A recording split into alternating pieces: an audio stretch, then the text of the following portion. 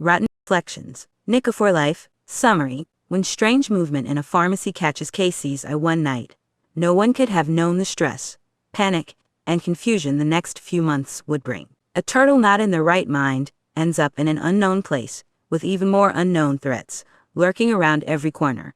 With a hurt little one, there's nothing he can do, but what his mind screams: protect his bail at any cost. Notes. It's finally here, the loyalty leash AU. This one goes out to our Trallic on the Discord server, of which this AU would not exist without.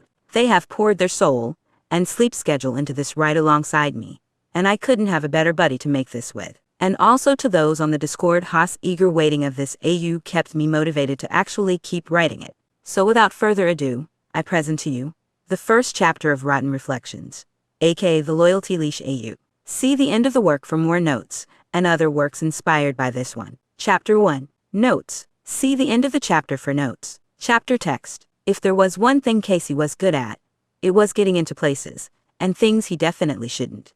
It was a nasty habit really, wiggling himself into all sorts of chaos and trouble over the years, landing in places as far between as a police holding cell and an alternate dimension. That being said, he usually wouldn't change a thing about it. The habit landed him friendship with the turtles, so any ill that came from it was easily outweighed by that one fact, usually being a keyword in that statement. Dashing through alleyways with a dislocated arm, and what was definitely a concussion trying to escape some incredibly fast, incredibly aggressive, brand new mutant, was one of the few times he'd say he wished he wasn't as good at getting into trouble as he was. Now, the steps leading up to this sprint for his life were actually surprisingly simple. Simple to the point where he really should have seen this coming. It started, as most things where Casey finds himself in over his head do, with him noticing something while he was alone. He had meant to simply do a light patrol of the area before tucking in for the night. The auto shop he worked at opened late enough, but working tired was Don's thing, not his. He'd been doing one last lap of the area around his apartment when he saw movement out of the corner of his eye, which drew his attention to the closed pharmacy that sat on the corner of the street. It was nearly unnoticeable really, the faintest flashes of something flitting past the windows, and at the time he'd mused that it reminded him of the turtles when they were only trying the bare minimum to sneak up on something. He had approached, making his way over best he could while keeping an eye on the then silent store, and the closer he grew the more glimpses of the thing he got. A glint of something metallic, a definitely humanoid silhouette, the brightest color he could catch seeming some shade of purple and a slight blue glow. Definitely not anything or anyone he recognized. Then just as he was about to drop down from his place on the roof above, the thing slipped out a side door, quick, and so silent Casey was half convinced he was seeing things, managing to get himself moving just as it ducked around a corner. Most other humans would have lost the shape within seconds, as it twisted and zipped away, barely stirring trash and making not a sound. Most other humans also didn't have to keep up with master ninjas on a regular basis. Not to say it was easy, of course. The figure blended into the dreariness of New York shockingly well, and as Casey chased after it he was able to get a somewhat better glimpse of what he was dealing with. With the slightly better look he could confirm it was humanoid, but not human. Its limbs and back were covered with something black, but the back part was notably a bit shinier, definitely metal.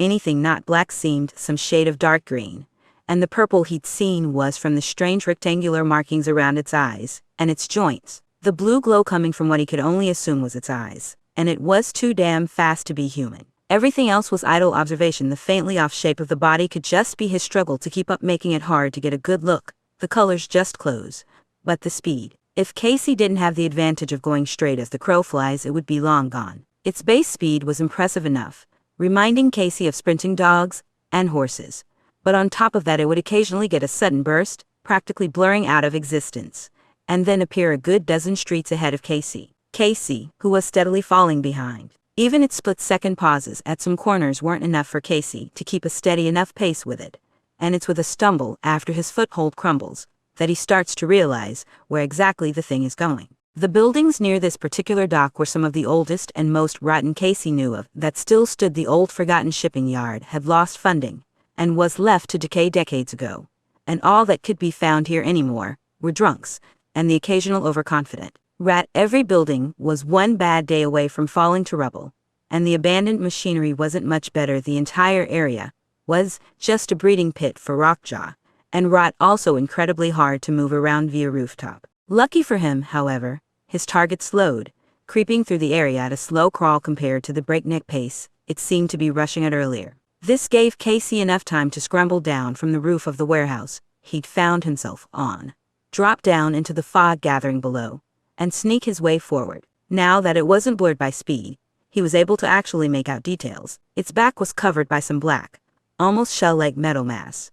Its limbs were wrapped in black cloth strips with the faint glint of metal buried in the left forearm.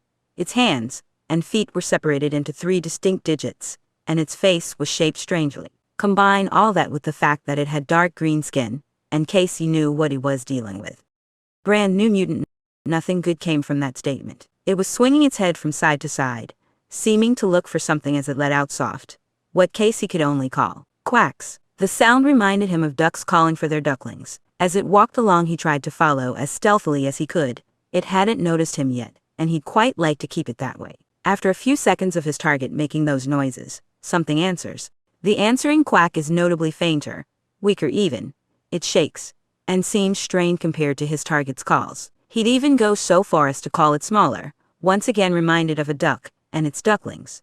And if it had a kid that overcomplicated things. Casey was a vigilante, but he wasn't heartless.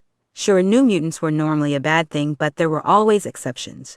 If this new one was only causing trouble to take care of its kid, who was he to do anything other than maybe help? Hell knows he'd done, and would, do worse for his little sister. He'll tell the turtles, and keep an eye out. But this wasn't something he needed to fight. They were all just trying to survive, after all, and he wasn't going to lower a mutant's already low chances. That's his decision when he moves to leave. But he doesn't manage to get even an inch away before the slightest of breezes picks up, blowing past him, and straight to the mutant. He freezes at the same time it does, its back straightening as it sniffs the air.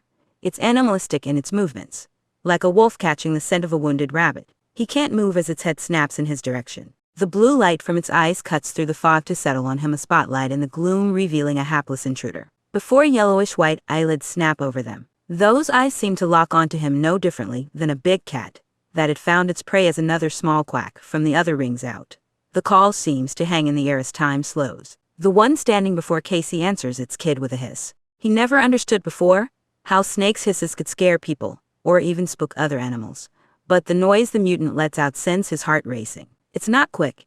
It's dragged out like a dog's growl, a warning, a threat, a promise. It's all of those things wrapped into one long, low sound as its shoulders raise, body contorting in a way that pull its lips from its teeth, sharp fangs flashing in the moonlight like the axe of an executioner. He can't breathe when the metallic mass on its back seems to split open, spider-like limbs reaching out, mechanical whirs, and piston movement only adding to the auditory threat that his promises. The extra limbs seem to stretch, posing like a distorted multi-limbed deity, all turned towards Casey, with one clear purpose: kill the intruder. It takes a step forward, and that manages to snap Casey out of playing dead, turning and scrambling to get away from what every remaining part of him screeches is certain death. He manages exactly 3 steps when he feels something slam into his side, and he's abruptly reminded of the mutant's speed. He crashes into the cold metal of a shipping container, vision going black as every part of his body screams. He's not thinking when as soon as his body hits the ground he's scrambling to get up and away,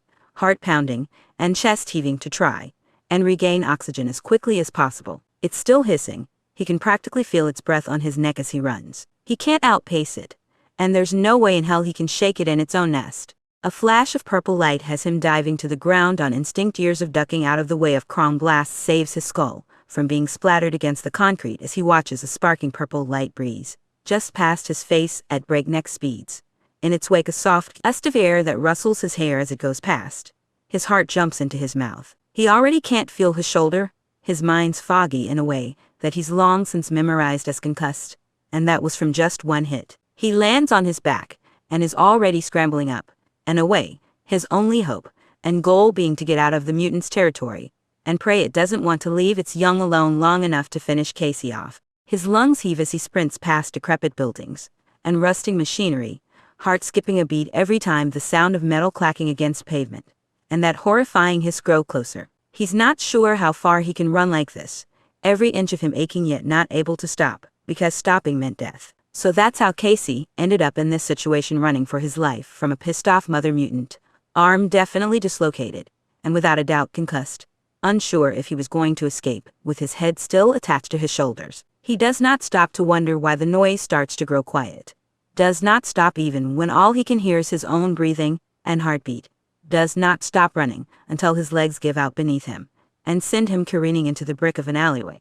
Only then does he stop and realize he made it, staring blearily behind him. Nothing silence beyond the typical sounds of a New York night. He collapses fully onto the ground when that silence sinks in, blinking confused as something in his pocket presses into his gut, weakly reaching out and pulling out a T-phone, the one Donnie gave him in case he ran into trouble. Like, say, a mutant determined to kill him kinds of trouble. He groans, pressing the distress button before letting his forehead smack into the pavement below as the adrenaline dies down, too tired to even bother resisting the pleasant calling of a siren named unconsciousness. The sound of the distress signal going off was plenty enough for Donnie to find himself startled to the point of flinging himself out of his desk chair, scrambling up off the floor to stare at the blaring alarm that covered his T-phone screen. If he wasn't in his lab, he would have seen each of his siblings have a similarly startled response, the brief seconds of confusion crossing over their faces before there was a mad dash for the surface. See, in those few seconds it took for each of them to realize what was happening, Donnie was able to assess a few things. 1. The signal was from Casey of all people, who had up until this point been more likely to lose his T-phone than ever actually use it. 2. The area it was coming from was far outside the vigilante's normal stomping grounds, miles away from even the furthest of Casey's sleepless nights. 3. The most worrying, the signal wasn't moving. Now, to most that wouldn't be that big of a deal, but as Donnie joined his brothers in racing across the rooftops, he couldn't help but be reminded of the few times the signal didn't move. Either Casey had dropped the T-phone, making it almost completely useless, or he was trapped in some way, unable to remove himself from the situation that apparently freaked him out enough to use it. Both possibilities were far from ideal. It took 10 long, terrifying minutes of running and jumping across New York's skyline before they finally managed to get close. Mikey, ever the fastest out of them, managed to peer down into the alleyway the signal was coming from first, his voice sending yet another pulse of panic through the group. Oh, a shell, he's dead.